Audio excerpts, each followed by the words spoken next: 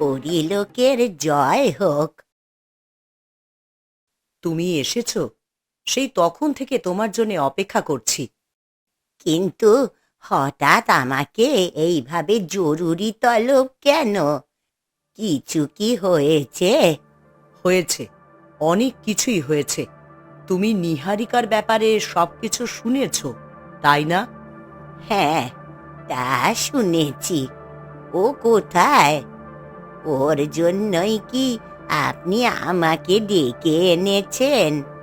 হ্যাঁ, আজ সন্ধ্যার পরেই ওর একটি কন্যা সন্তান জন্ম নিয়েছে। কি? আপনি কি বলছেন? পরিলোকে সন্ধ্যার পরে সন্তান জন্ম নিয়েছে? এ যে ঘোর অশুভ লক্ষণ। সেই জন্যই তো তোমাকে ডেকে পাঠিয়েছি। তুমি একবার সেই সন্তানকে দেখো। তোমার মতামত শুনেই তবেই আমি পরবর্তী করণীয় ঠিক করব। কোথায় ও?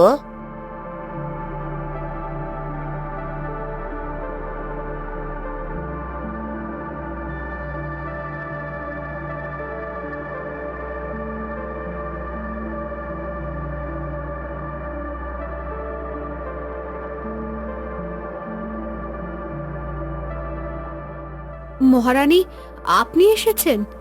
না নিহারিকা, এই শরীর নিয়ে তোমাকে উঠতে হবে না। তুমি শুয়ে থাকো। তোমার এখন বিশ্রাম প্রয়োজন। আর বিশ্রাম? কি করে বিশ্রাম নিই? আমার সন্তানকে আমি আমার কোলে নিতে পারছি না। এই কষ্ট কি কোনো বিশ্রামে দূর হতে পারে? সন্তানকে কোলে নিতে পারছো না মানে? নিহারিকা ওর মেয়েকে কোলে নিতে পারছে না। এই মেয়েকে ওর কাছে নিয়ে গেলেই ওর সারা শরীরে অসহ্য যন্ত্রণা শুরু হচ্ছে। মনে হচ্ছে যেন ওর ডানায় আগুন ধরে যাবে। কই দেখি, বাচ্চাটাকে আমার কোলে দাও তো।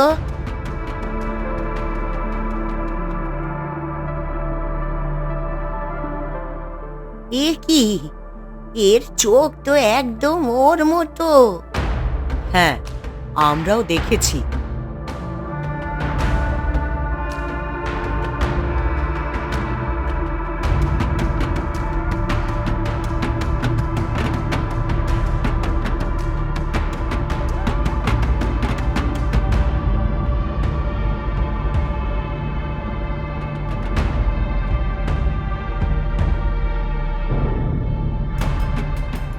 কি হলো জ্যোৎস্না বুড়ি? কি হলো তোমার? আপনি অমন করে আটকে উঠলেন কেন? মহারানী, মহারানী আমায় ক্ষমা করবেন, কিন্তু এই সন্তানকে পরিলোকে রাখা যাবে না। কি? কিন্তু কেন? এই সন্তান পরিলোকের জন্যে অভিশাপ নিয়ে জন্মেছে। এতে নিহারিকা কিংবা এই বাচ্চাটার কোনো দোষ নেই। নিয়তি তার সঙ্গে ছেলে খেলা করেছে। এমনকি নিহারিকাও যদি এই মেয়ের কাছাকাছি আসতে চায়, তাহলে সে পুড়ে ছাই হয়ে যাবে। এসব কি বলছেন আপনি? আমি আমার মেয়েকে জড়িয়ে ধরতে পারবো না, তাকে কোলে নিতে পারবো না। না, পারবে না। এতে তোমার নিজের যেমন, তেমনি তোমার সন্তানেরও ক্ষতি হয়ে যাবে।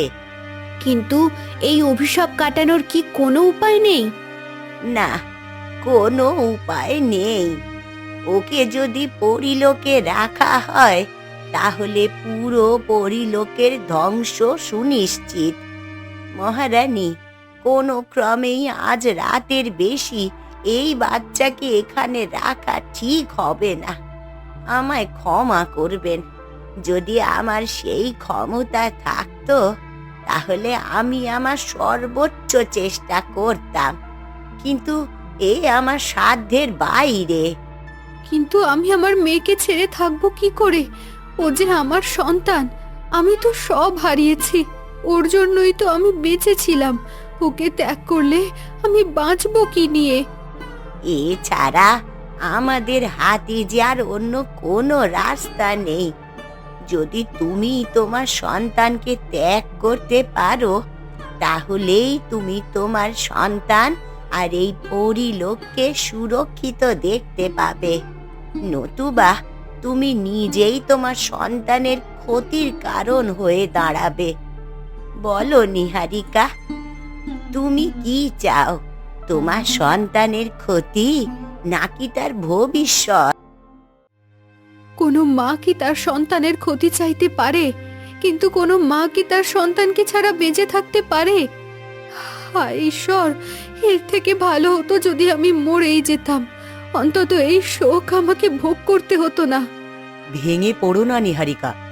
জ্যোৎস্না বুড়ি যা বলছেন তা তোমার এবং তোমার সন্তানের ভালোর জন্যই বলছেন।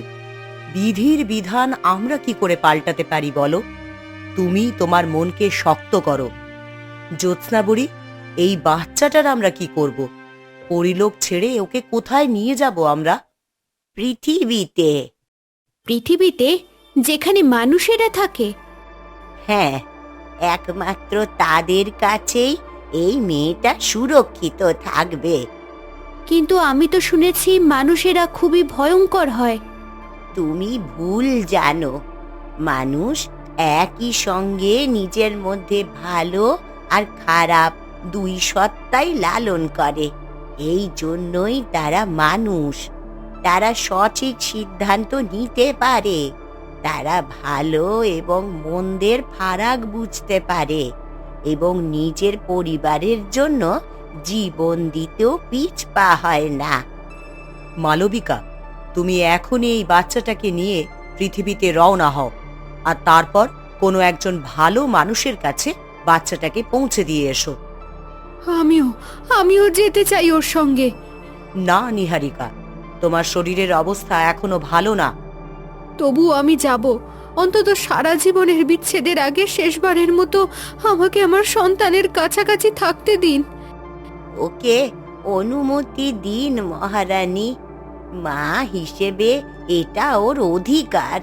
ও তো আর কখনো ওর মেয়ের কাছাকাছি যেতে পারবে না। বেশ, অনুমতি দিলাম। তুমি আর মালবিকা দুজনে একসঙ্গে পৃথিবীতে যাবে, কিন্তু ভোর হওয়ার আগেই তোমরা দুজনে আবার পরিলোকে ফিরে আসবে আর বাচ্চাটাকে পৃথিবীতে কারোর কাছে রেখে আসবে। জি মহারানী।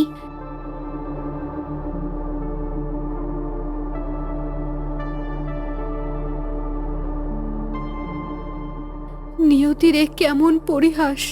আমি আমার নিজের সন্তানকে আমার বুকে জড়িয়ে ধরতে পারছি না।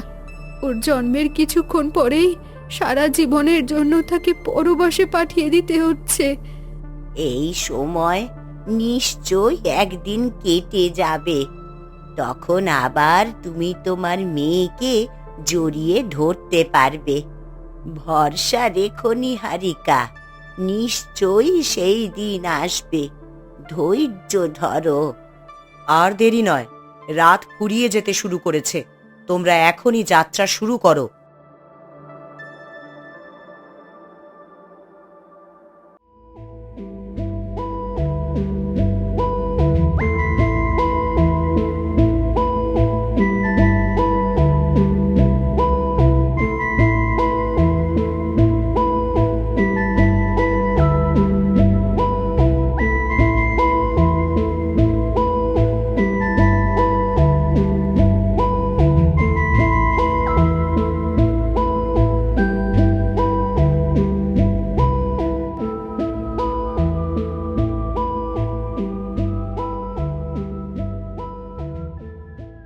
আর বেশি দেরি করা ঠিক হবে না।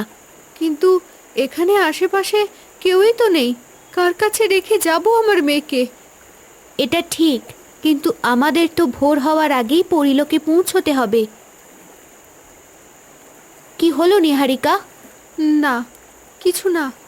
হঠাৎ মাথাটা কেমন যেন ঘুরে উঠল। তুমি কেন শুধু শুধু এই শরীর নিয়ে আসতে গেলে? না না, আমি একদম ঠিক আছি। আমার কিছু হয়নি। আমার মেয়ে, ও কেমন আছে? ও কি ঘুমিয়ে পড়েছে?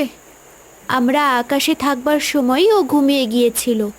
কতই না দুর্ভাগা আমি, আমার মেয়েকে কোলে পর্যন্ত নিতে পারবো না। মালবিকা, তুমি আমার জায়গায় থাকলে কি করতে? আমি জানি না, হয়তো সহ্য করতে পারতাম না। তোমার মনের জোর সাংঘাতিক, তাই তো তুমি এত কিছুর পরেও শক্ত হয়ে আছো। তুমি যা যা সহ্য করেছো, আমরা কেউই তা কল্পনাও করতে পারতাম না। এত সহ্য করে কী বা লাভ হলো? আমাকে তো সবই হারাতেই হলো। ভেঙে পড়ো না নিহারিকা, জ্যোৎস্না বুড়ি তো বলেছে একদিন সব ঠিক হয়ে যাবে। সেই দিন কবে আসবে? আদেও কি সেই দিন আসবে, নাকি জ্যোৎস্না বুড়ি আমাকে মিথ্যে সান্ত্বনা দিলেন? শুভ চিন্তা করো নিহারিকা, তুমি যদি ভালো কিছু ভাবো তাহলে তোমার সঙ্গেও ভালোই ঘটবে, বিশ্বাস রাখো।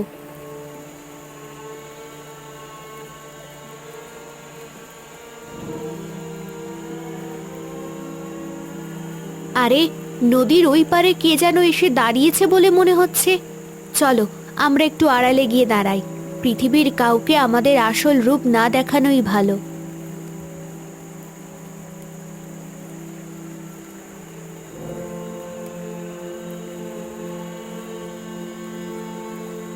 ঈশ্বর, এ তুমি আমার সঙ্গে কেমন নিষ্ঠুর খেলা খেললে। আমার কোনো অর্থ নেই, সম্পদ নেই, কোনো মতে দিন এনে দিন খায়। জীবনের সুখ কাকে বলে কখনো বুঝিনি। আজ এত বছর বন্ধাত্বের পর আমার স্ত্রী সন্তান সম্ভবা হয়েছিল। আমাদের তো কিছুই নেই, তাও তুমি আমাদের কাছ থেকে আমাদের সন্তানকে কেড়ে নিলে। আমি কুসুমকে গিয়ে কি বলবো? কোন মুখে আমি তার সামনে গিয়ে দাঁড়াবো? দয়া করো ঈশ্বর, দয়া করো, এই দিনহীন মানুষকে তোমার কৃপা থেকে ফিরিয়ে নিও না। একটু আমাদের দিকে মুখ তুলে তাকাও।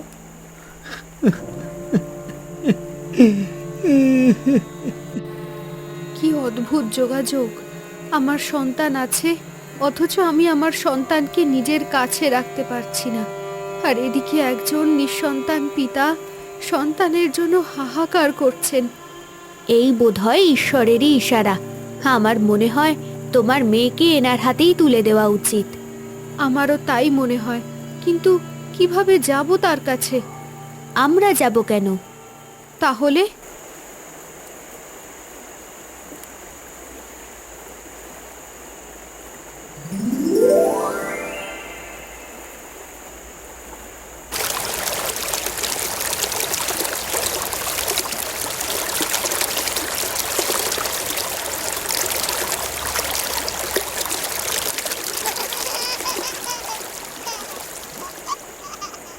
এ কি? এ তো একটা বাচ্চা। নদীর মধ্যে বাচ্চা কি করে এলো? তবে এ কি ঈশ্বরের পাঠানো আশীর্বাদ? ঈশ্বর, তুমি আমার প্রার্থনা শুনেছ। অসীম তোমার মহিমা।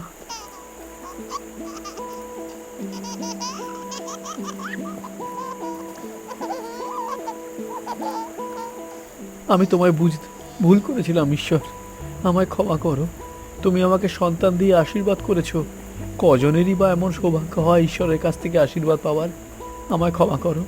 আজ থেকে ও আমার সন্তান, আমিই ওর বাবা। আমাদের কাজ শেষ হয়েছে, চলো এবার আমরা চলে যাই।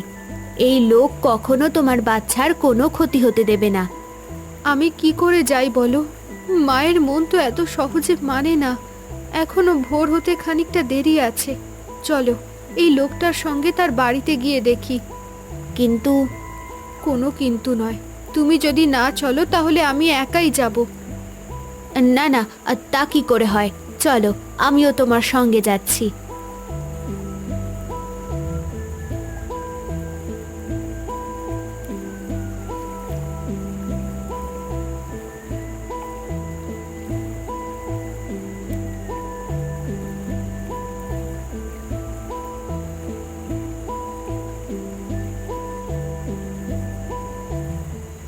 তুমি কোথায় গিয়েছিলে? আর আর আমার বাচ্চা কোথায়? এই যে এত সাধনার পর আমাদের বাড়িতে নতুন অতিথি এসেছে, তাই মন্দিরে ঠাকুরের পা ছুঁতে গিয়েছিলাম। দেখো দেখো, কত সুন্দর চোখ হয়েছে আমাদের বাচ্চার। তাই তো, কি সুন্দর ঘন নীল চোখ। দেখেছো আমাদের দিকে তাকিয়ে এখনই কেমন হাসছে। আচ্ছা, এর নাম কি রাখা যায় বলো তো? নাম? নামের ব্যাপারে তো কিছু ভাবিনি। তুমি একটা নাম ঠিক করো না। ওর চোখ দুটো যখন নীল, তখন ওকে আমরা নীলু বলেই ডাকবো। কেমন হয়েছে নামটা? সুন্দর হয়েছে। দেখেছো, নীলু বলতেই কেমন করে আমাদের দিকে তাকাচ্ছে। আর নয় ভাই, এবার চলো, তারা তোমার সন্তানকে আগলে রাখবে। হ্যাঁ, তারা আমার মেয়ের কত সুন্দর নাম রেখেছে দেখেছো, নীলু। আজ থেকে আমি আমার মেয়ের নাম রাখলাম নীলাঞ্জনা। নীলাঞ্জনা? তুমিও কি নীলাঞ্জনা নামটা শুনলে? হ্যাঁ, তুমিও শুনতে পেয়েছো? হ্যাঁ। আশ্চর্য, কে এই নাম বললো? আশেপাশে তো কারো থাকার কথা না। কে জানে, কিন্তু তাতে কি, এই নামটা তো খুবই সুন্দর নাম। নীল চোখ থেকে নীলাঞ্জনা, আর নীলাঞ্জনা থেকে নীলু। ওর ভালো নাম আমরা রাখবো নীলাঞ্জনা। ওরে বাবা, এরকম নাম তো বড় লোকরা রাখে, আমরা আমাদের মেয়ের এমন নাম রাখবো? কে বলেছে আমরা গরিব? এমন মেয়ে যার ঘরে জন্মেছে সে কি গরিব থাকে নাকি? ও ঈশ্বরের আশীর্বাদ হয়ে আমাদের ঘরে এসেছে। আমাদের থেকে বড়লোক আর কে আছে? আমার মেয়ের নাম আজ থেকে নীলাঞ্জনা। কে কি বলে বলুক।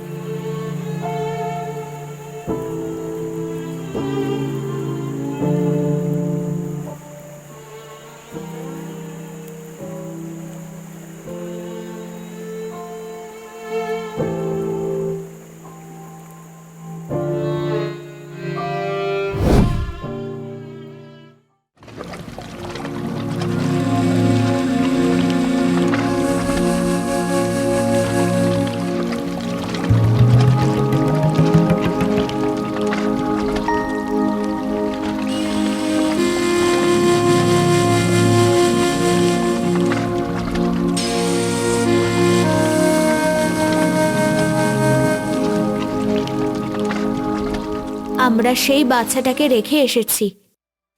জ্যোৎস্না বুড়ি, এখন আর আমাদের এই পরিলোকে কোনো বিপদ নেই তো? না, এখন আপাতত পরিলোকের আর কোনো বিপদ নেই। কিন্তু কিন্তু কি জ্যোৎস্না বুড়ি? আমার মনে কি যেন একটা অশুভ ইঙ্গিত দিচ্ছে। কিসের ইঙ্গিত?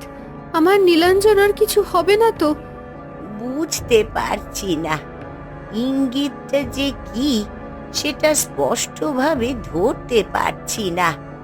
তবে প্রার্থনা করি সেটা যেন খারাপ কিছু না হয়।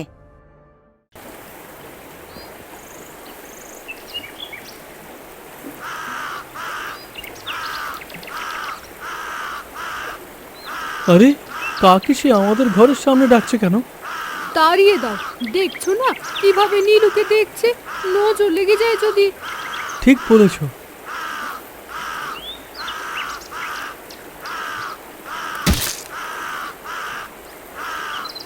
আরে, এ তো জ্বালালো দেখছি।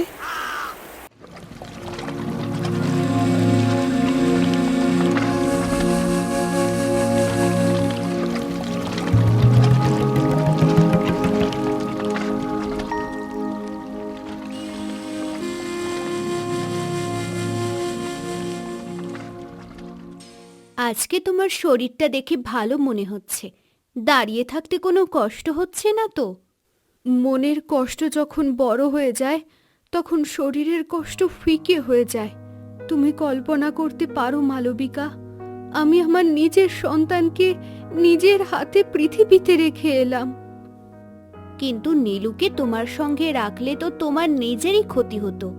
এখন দেখো আজ তোমার শরীরটা কত সুস্থ লাগছে।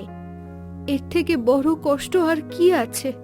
আমার নিজের মেয়েকে আমি কাছে রাখতে পারছি না। আমার আর আছেই বা কি বাকি? এখন ওই মেয়েটার মুখের দিকে তাকিয়েই তো আমি বেঁচে ছিলাম। এখন আমার বেঁচে থাকার কি মানে? আচ্ছা মালবিকা, একটা কথা বলবো? বলো। তুমি একবার আমার সঙ্গে পৃথিবীতে যাবে? শুধুমাত্র একবার নীলুকে দেখেই আমি চলে আসব। এখন দিনের বেলায়? কিন্তু আমাদের তো দিনের বেলায় পৃথিবীতে যেতে মানা। কেউ টের পাবে না, একবার গিয়েই চলে আসব।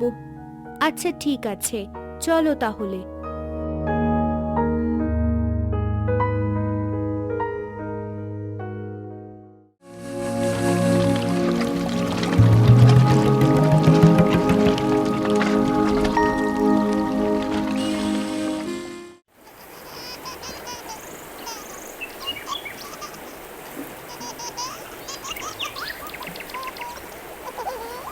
কি দেখছিস মা ওদিকে? দেখেছো তোমার মেয়ের কাণ্ড? কি হলো? দেখো, কি জানি কি দেখে নিজের মতো হাসছে। ও হচ্ছে সদা হাস্যময়ী, সব কিছুতেই সে হাসে। দেখো, নীলু তোমার দিকে তাকিয়ে আছে, তার মানে ও তোমাকে দেখতে পাচ্ছে। কি হলো মা, কি হলো? কাঁদে না, কাঁদে না। কি ব্যাপার?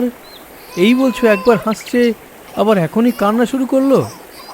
বুঝতে পারলাম না, বোধহয় হাওয়া লেগেছে। তাহলে ওকে ঘরের ভিতরে নিয়ে যাও।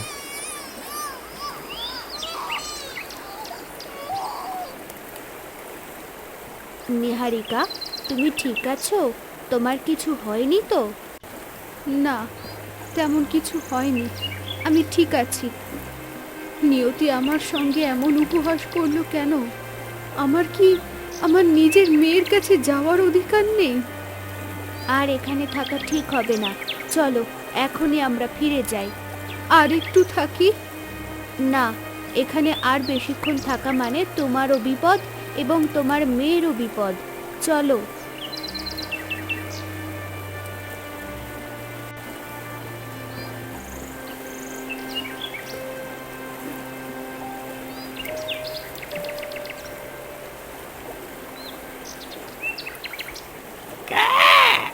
তুমি একই সঙ্গে আশীর্বাদ আর অভিশাপ নিয়ে জন্মেছ।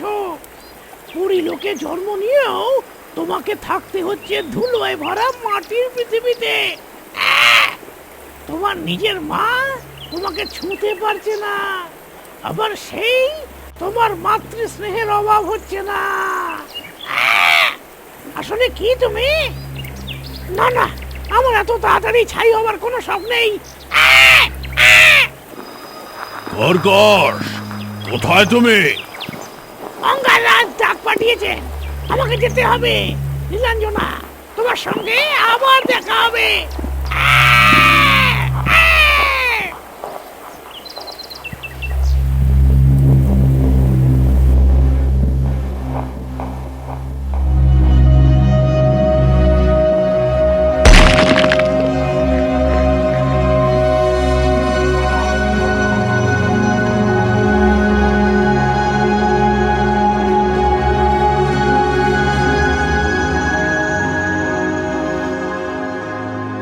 পাতালপুরীর শাহেনশাহ, পুরী লোকের নিহারিকার একটি মেয়ের খবর নিয়ে এসেছি। সেই মেয়ের দুই চোখ নীল রঙের, আর জন্মের পরপরই তাকে পুরী লোক থেকে বহিষ্কার করে দেওয়া হয়েছে। এখন সে পৃথিবীতে রয়েছে তার এক নতুন পরিবারের কাছে, আর নিহারিকা সেই মেয়েকে ছুঁতে পারছে না। তার নাম রাখা হয়েছে নীলাঞ্জনা। ধ্বংস হোক, সবকিছু ধ্বংস হোক। তাহলে সেই মেয়ে জন্ম নিয়েছে, আমার এতদিনের অপেক্ষার তাহলে অবসান হয়েছে। সেই মেয়েই হবে আমার ধ্বংসের অস্ত্র। সেই মেয়ের কোনো ক্ষমতা দেখেছো?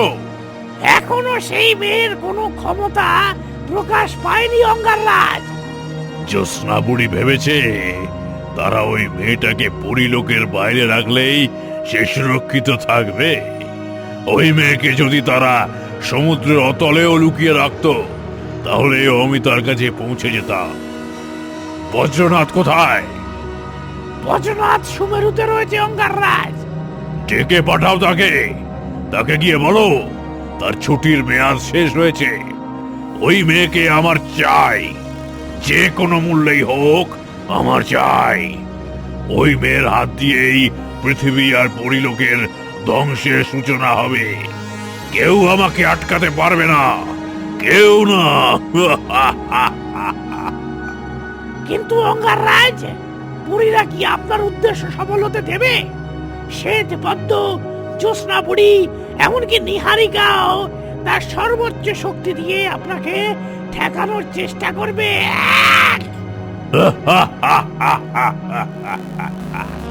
বোকা কর্কশ, বোকা কর্কশ। তুমি দেখোনি নিহারিকা নীলাঞ্জনাকে স্পর্শ করতে পারছে না, তারপরেও বারবার নিজের মেয়ের কাছাকাছি যেতে চাইছে। সে যখন দেখবে তার মেয়ে পুরো পৃথিবীর জন্য অন্ধকার বয়ে নিয়ে আসছে, তখন সে কি পারবে তার মেয়েকে থামাতে? তুমি কেবল সেই মেয়ের নীল চোখ দেখেছ, কিন্তু সেই নীল চোখের ক্ষমতা দেখার সুযোগ তোমার হয়নি। চিন্তা করো না, খুব শীঘ্রই দেখতে পাবে। যাও, খবর পাঠাও বজ্রনাথকে।